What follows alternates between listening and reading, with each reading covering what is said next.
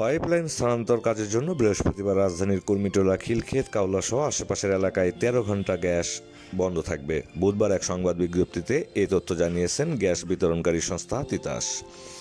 তিতাস জানায়, Dhaka mass transit company লিমিটেডের আওতাধীন এমআরটি লাইন 1-এর ভূগর্ভস্থ স্টেশন বিমানবন্দর খিলক্ষেতের অ্যালাইনমেন্ট হতে তিতাস গ্যাসের বিদ্যমান গ্যাস পাইপলাইন স্থানান্তর কাজের জন্য বৃহস্পতিবার দুপুর 1টা থেকে শুক্রবার মধ্যরাত 2টা পর্যন্ত মোট 13 ঘণ্টা কুর্মিটোলা, হাসপাতাল, hotel Radisson, RPGSL, Dhaka Regency, Khilkhet এলাকা, Concord City, hotel Le Meridien, Balaka ভবন, হাজি ক্যাম্প, কাওলা বিমানবন্দর, ক্যাটারিং হাউস ও সিভিল এভিয়েশনের কোয়ার্টার সহ তৎসংলগ্ন এলাকার বিদ্যমান সকল শ্রেণীর গ্রাহকের গ্যাস সরবরাহ বন্ধ থাকবে।